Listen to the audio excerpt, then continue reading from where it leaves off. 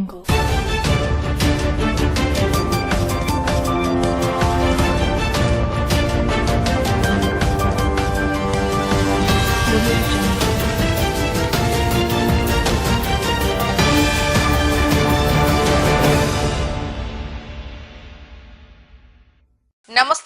Welcome to V news Gudivada. ముందుగా headlines. రెండో రోజు అసెంబ్లీకి వెళ్తున్న వెనుగండ్ల రాముకు దారి పొడవుతా హారతులు పడుతూ అభినందనలు తెలిపిన అమరావతి రైతులు. కొడాలి నానిని ఓడించి అసెంబ్లీకి రాకుండా చేశారంటూ రాజధాని రైతుల ఆనందం.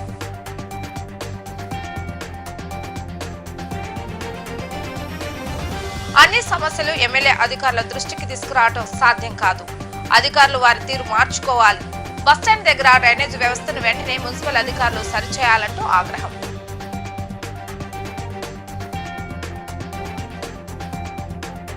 తాను చేసిన పోరాటాలు తెలియక కొంతమంది విలేకరులు తనపై కథనాలు రాస్తున్నారన్న మాజీ మంత్రి కటారి. బీసీలకు పేదలకు ఎక్కడ అన్యాయం జరిగితే అక్కడ తానుంటానన్న కటారి ఈశ్వర్ కుమార్.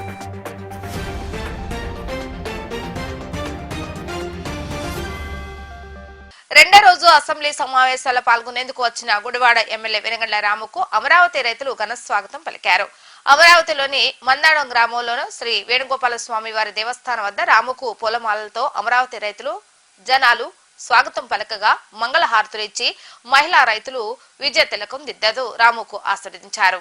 కొడాలి నాని అసెంబ్లీలో అడుగు పెట్టకుండా చిత్తుగా ఓడించిన ఎమ్మెల్యే రాముకు తామంతా రుణపడి ఉంటామని ఈ సందర్భంగా పలువురు రైతులు ఆయన వద్ద ప్రస్తావించారు. ముందుగా శ్రీ వేణుగోపాల స్వామి వారి దేవస్థానంలో ఎమ్మెల్యే రాము స్వామివారికి ప్రత్యేక పూజా కార్యక్రమాలను నిర్వహించారు. అనంతరం వేద పండితులు వేద ఆశీర్వచనాలు ఇచ్చి స్వామివారి ప్రసాదాన్ని అందజేశారు. అమరావతి నిర్మాణంలో తన వంతు సహకారాన్ని తప్పకుండా చేస్తానని, రాష్ట్ర ప్రజల ఆకాంక్షలను నెరవేర్చేందుకు చంద్రబాబు నాయుడు చేస్తున్న కృషిలో తాను కూడా భాగస్వామ్యం అవుతానని ఈ సందర్భంగా ఎమ్మెల్యే వెనుగండ్ల రాము అన్నారు. అసెంబ్లీకు వెళ్లే దారిలో విజయభవ అంటూ పలుచోట్ల ఎమ్మెల్యే వెనుగండ్ల రాముకు అభినందన ఫ్లెక్సీలు ఏర్పాటు చేసిన అమరావతి రైతులు ఎమ్మెల్యే రామును శాల్వాలతో సత్కరించి ఆలింగనం చేసుకుంటూ ఆత్మీయ అభినందనలు తెలియజేశారు. ఈ కార్యక్రమంలో పలువురు రైతులు పాల్గొన్నారు. గుడివాడ బస్టాండ్ సెంటర్ నుండి కోతిబొమ్మ సెంటర్ వరకు నూతన డ్రైనేజీ నిర్మాణ పనులు జరుగుతుండగా నిన్న సాయంత్రం కురిసిన వర్షాలకు తాత్కాలిక డ్రైన్లో మురుగునీరు రోడ్లపై ప్రవహించడంతో ఆ రోడ్డుపై రాకపోకలు సాగించే వాహనదారులు ప్రజలు తీవ్ర ఇబ్బందులు ఎదుర్కొంటున్నారు. ఇక గుడివాడలో ప్రధాన ప్రాంతమైన బస్టాండ్ సెంటర్ రోడ్లపై మురుగునీరును నిలిచి ఉండటంతో ఆ ప్రాంతమంతా దుర్గంధంగా మారింది. మురుగునీటిలోనే వాహనదారులు ప్రజలు రాకపోకలు కొనసాగించారు. ఇక విషయం తెలుసుకున్న ఎమ్మెల్యే వెనుగండ్ల రాము సమస్య పరిష్కారానికి సత్వరమే చర్యలు తీసుకోవాల్సిందిగా ఫోన్ చేసి మున్సిపల్ అధికారులను ఆదేశించారు. ప్రజాప్రతినిధులు చెప్పే వరకు వేచి చూడకుండా సమస్యల పరిష్కారానికి చొరవ తీసుకోవాలని ఎమ్మెల్యే వెనుగండ్ల రాము అధికారులతో అన్నారు.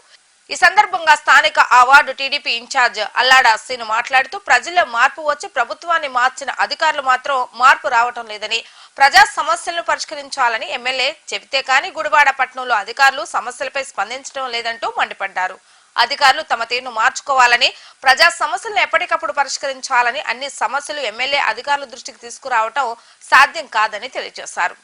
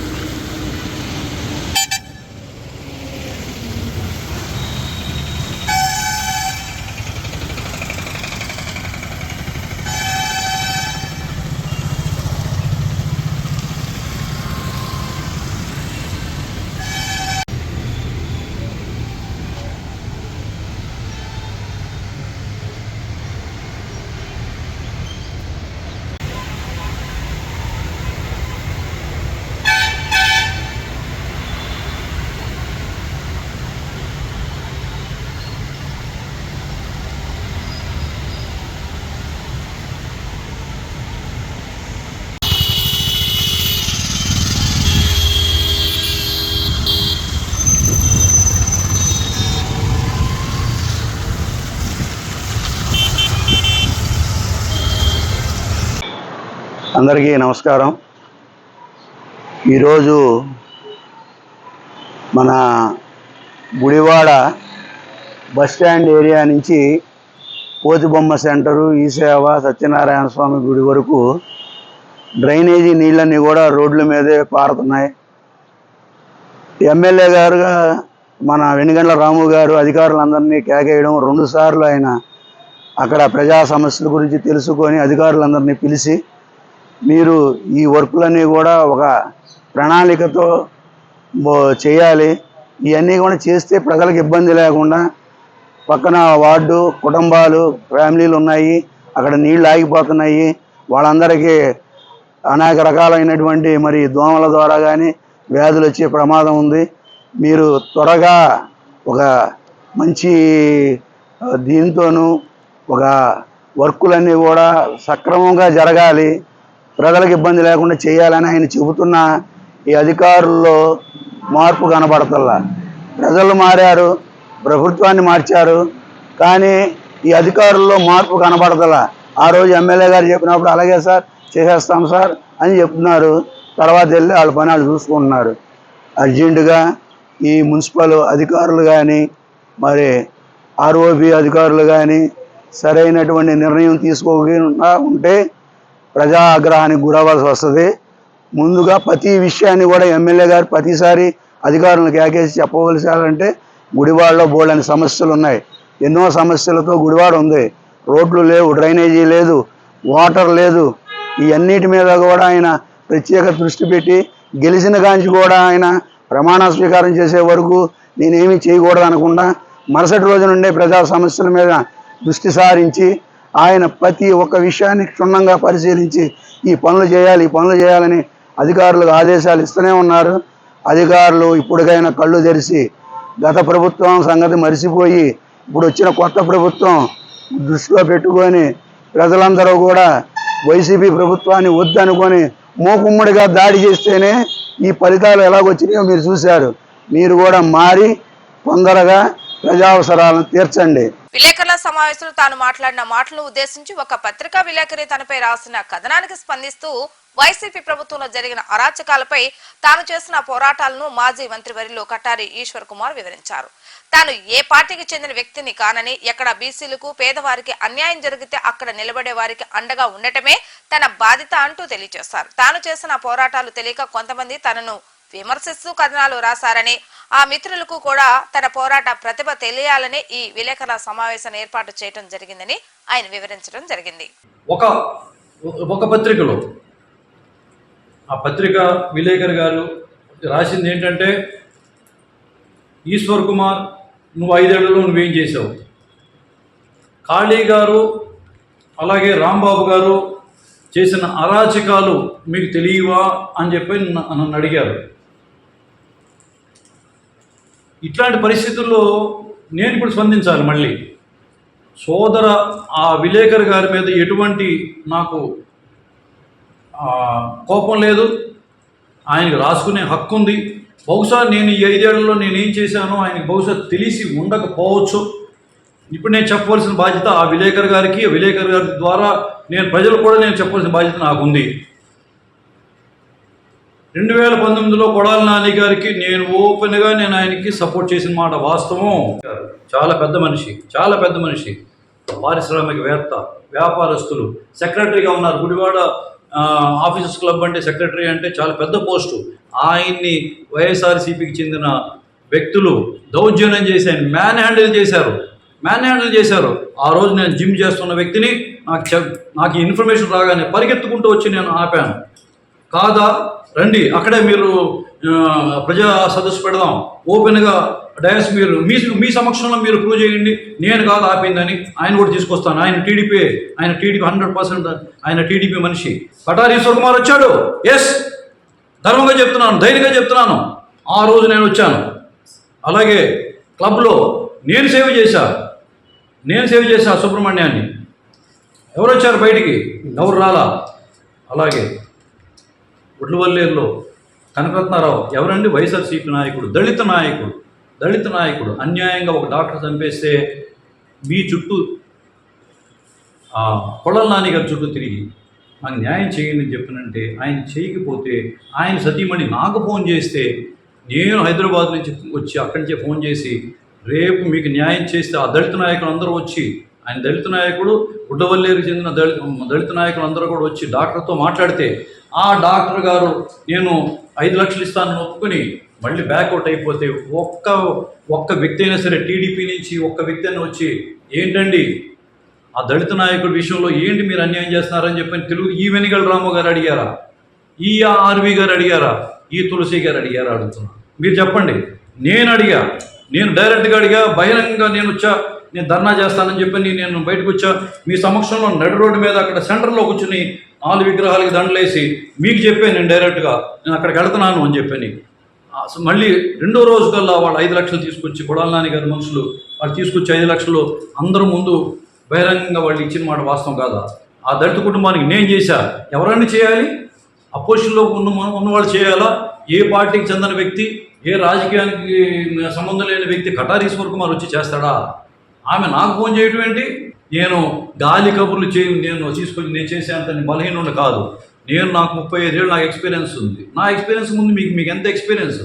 నేను ఈ విధమైన ఆడు చెప్పాడు ఈడు చెప్పాడు అని చెప్పి నేను మీకు ఫోన్ చేయను. రండి బహిరంగ మీ ముందే నేను పూజ చేస్తా. ప్రెస్ మాకు జడ్జెస్, మీకు ప్రెస్ మా కోర్టు, హైకోర్టు, సుప్రీంకోర్టు కూడా మీరు జడ్జిమెంట్ ఇవ్వండి. నేను అబద్ధం చెప్పానంటే నేను బహిరంగ నేను క్షమాపణ చెప్తా. బీసీలు ఒక ఆయన బ్రాహ్మణు పేరుతో సహా నేను నోట్ చేసుకుని మరి నేను చెప్పాను. కాళీ గారు దానికి నేను జవాబు డెఫినెట్గా చెప్తా, ధైర్యంగా చెప్తా. కాళీ గారు ఈ విధంగా దౌర్జన్యం చేసినప్పుడు వాళ్ళ ఆఫీస్ మీదకి వచ్చి దౌర్జన్యం చేస్తే నేను డైరెక్ట్గా నేను సోషల్ మీడియాలో కూడా క్లియర్గా బహిరంగ నేను క్లియర్ కట్గా నేను చెప్పింది ఆయన మీద 307 పెట్టమని. నా దగ్గర రికార్డు ఉంది. సోషల్ మీడియాలో ఇవాళ నేను అడ్మిన్గా ఉన్న సామాజిక న్యాయ వేదికలో గౌరవ సోదరులు పాత్రికే విలేకరులు కూడా అందులో ఉన్నారు మీడియాలో. మళ్ళీ మీరు ప్రూఫ్ తీసుకోండి. మీరు ఉన్నారు అందులో, కొంతమంది అందరూ లేకపోవచ్చు, కొంతమంది ఉన్నారు. ఆ రోజు నేను 307 అనేది అతని మీద పెట్టమని నేను డిమాండ్ చేశానా లేదా? స్వయంగా డిఎస్పీకి ఫోన్ చేసి మీరు అతనికి 307 అని చెప్పి పెట్టమన్నా, కులమైనా సరే నేను లెక్క చేయాల 307 పెట్టమన్నా. I don't care. ఇళ్ల స్థలాల గురించి ఆ రోజు ఆయన ఇల్లు వాళ్ళు ఆక్యుపై చేసుకున్నప్పుడు 35 ఏళ్ల క్రితం ఆ స్థలాలన్నీ రిజిస్ట్రేషన్ చేసింది నేను. చంద్రబాబు నాయుడు గారు ఒక కమిటీ వేస్తే ఆ జిల్లా ప్రెసిడెంట్ గారు వచ్చి ముందు ఎవరితో మాట్లాడాలండి? మీరు రిజిస్టర్ చేశారు కదా, ఏంటి పరిస్థితి, అసలు ఎట్లాంటి లీగల్ పొజిషన్ ఏంటనేది నాతో మాట్లాడద్దా? ఒక్కళ్ళు రాలా, ఒక్క బాధ్యత కూడా రాలా. ఆఖరికి చాలా రోజులు అయిపోయిన తర్వాత చాలా నెలలు అయిపోయినాయి. అప్పుడు ఈయన గంటా శ్రీనివాస్ గారు వెళ్ళి లేదు ఈశ్వర్ కుమార్ గారి దగ్గరకు వస్తారు రండి అంటే, మీరు ఎందుకు రాలేదు నా దగ్గరికి అని చెప్పాను. ఒక్క ఖాళీ మీద ఎందుకు పెట్టారు, వెనకాల ఆయన మీద నాన్నగారి మీద ఎందుకు పెట్టలేదు మీరు అని చెప్పి వాళ్ళని అడిగాను లేదా? వాళ్ళని రమ్మనండి. ఆ రోజు నేను ఖండించాను, నేను వాళ్ళని అడిగాను, ఎవరు నా దగ్గర రాలేదు. ఇది పరిస్థితి అండి. వాళ్ళు వచ్చి ఇట్లా ఆక్యుపై చేశారని చెప్పారు అని చెప్పినప్పుడు దాన్ని నేను సోషల్ మీడియాలో నేను ఖండించాను. దీనికంటే సోషల్ మీడియాలో ఖండించడం అంటే డైరెక్ట్గా మీరే మీరు అందులో మెంబర్లుగా ఉన్నప్పుడు డైరెక్ట్గా ప్రెస్ ముందు నేను మాట్లాడినట్టే. ఇన్ని కూడా కృష్ణా జిల్లా డిపార్ట్మెంట్ ఆఫ్ స్కూల్ ఎడ్యుకేషన్ ఆధ్వర్యంలో ప్రైవేట్ స్కూల్స్ కరస్పాండెంట్స్ మరియు ప్రిన్సిపల్స్ కు కన్ఫర్మేషన్ ప్రోగ్రామ్ ను గుడివాడ వికాస్ రెయిన్బో పాఠశాలలో నిర్వహించారు. ఈ కార్యక్రమంలో డివైఓ పద్మారాణి పాల్గొని ప్రైవేట్ పాఠశాలలకు ప్రభుత్వం నిర్దేశించిన నియమాలను వివరించారు. ఈ కార్యక్రమంలో ASO Ashok, BC secretary Shaik Jan Saheb, DSO Zakir Khan, private schools association అధ్యక్షుడు రాము, పలువురు ప్రైవేట్ పాఠశాల యాజమాన్యం పాల్గొన్నారు. సమస్యల్లో మొదటిది ఎన్రోల్మెంట్, చిల్డ్రన్ ఎన్రోల్మెంట్. ఇది గత సంవత్సరం వరకు చైల్డ్ అనే పోర్టల్లో వీలైతే దయచేసి పాసిబిలిటీ ఉంటే రాసుకోండి. శ్రీనివాస్ నువ్వు మాట్లాడ వాళ్ళు ఎంటరు తర్వాత సంచుకున్నారా. గత సంవత్సరం వరకు మన పాఠశాలలో చదువుతున్న విద్యార్థుల సంఖ్య ఎంత అనే దానికి ప్రామాణికంగా మనం సోర్సు ఎక్కడి నుంచి తీసుకుంటుందంటే గవర్నమెంట్ కానీ నాన్ గవర్నమెంట్ కానీ ఎవరైనా సరే చైల్డ్ ఇన్ఫో డేటా అనేవారు. చైల్డ్ ఇన్ఫో డేటా దాని నుండే పిల్లలకి అమ్మఒడి కానివ్వండి, ఏ గవర్నమెంట్ స్కీమ్ అయినా బెనిఫిషరీస్ని ఐడెంటిఫై చేసేది ఆ చైల్డ్ ఇన్ఫో డేటా ఆధారంగానే చేసాం. దాంట్లో మనం 1వ తరగతిలో చేర్చిన విద్యార్థి తరగతి వారిగా పెరిగి 10వ తరగతి మన దగ్గర నుంచి బయటకు వెళ్ళే వరకు ఆ విద్యార్థి అందులో ఒక ఐడితో కంటిన్యూ అయ్యేవాడు. ప్రస్తుతం ఆ చైల్డ్తో అనే దాన్ని సోర్స్ కింద తీసుకోకుండా దాన్ని బ్యాక్ ఎండ్లో హైడ్లో పెట్టి యూడైస్ ప్లస్ అనే పోర్టల్ని government of India throughout country అంతా అదే పోర్టల్లో వచ్చిన డేటాని సోర్స్గా తీసుకుంటుంది.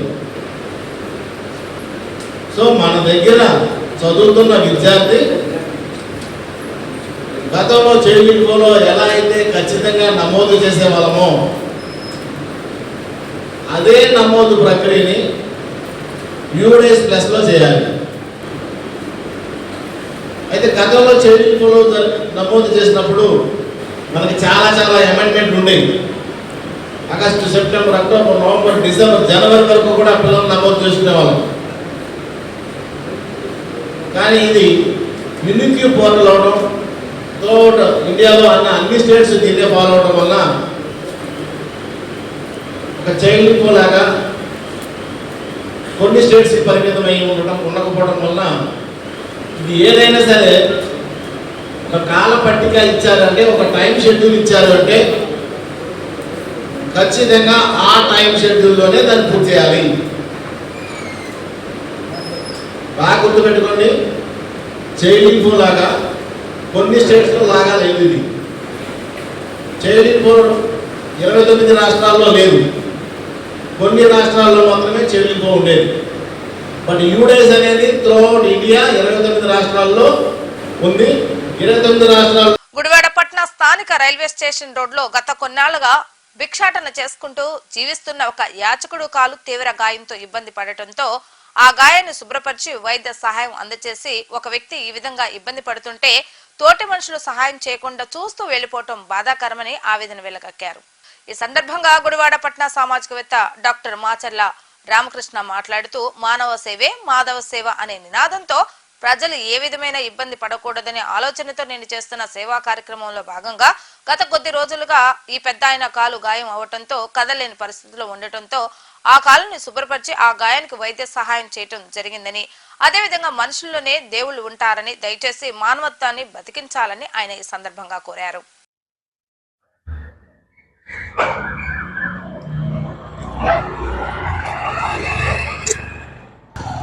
ఓకేనా? హ్యాపీనా? ఏమవుదు. ఎందుకు ఎడుతున్నావు? అమ్మ నీకు ఎందుకే?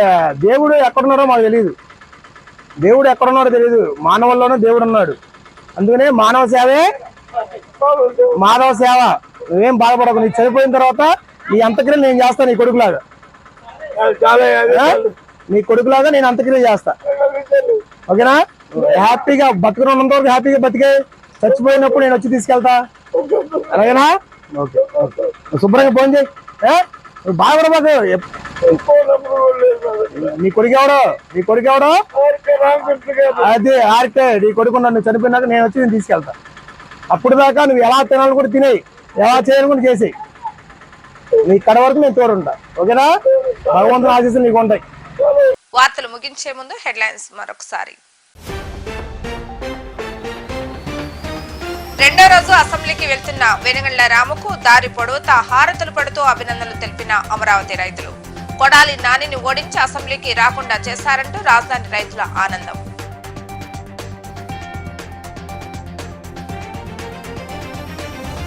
అన్ని సమస్యలు ఎమ్మెల్యే అధికారుల దృష్టికి తీసుకురావడం సాధ్యం కాదు. అధికారులు వారి తీరు మార్చుకోవాలి. బస్టాండ్ దగ్గర డ్రైనేజ్ వ్యవస్థను వెంటనే మున్సిపల్ అధికారులు సరిచేయాలంటూ ఆగ్రహం.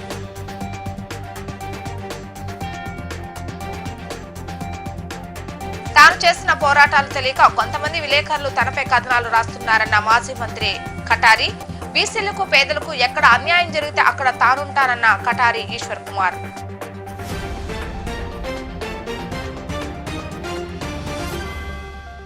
ఇవి ఈరోజు వార్తా విశేషాలు. మరలా తిరిగి రేపు వీటీవీ న్యూస్ లో కలుద్దాం. అప్పటి వరకు చూస్తూనే ఉండండి వీటీవీ గుడివాడ.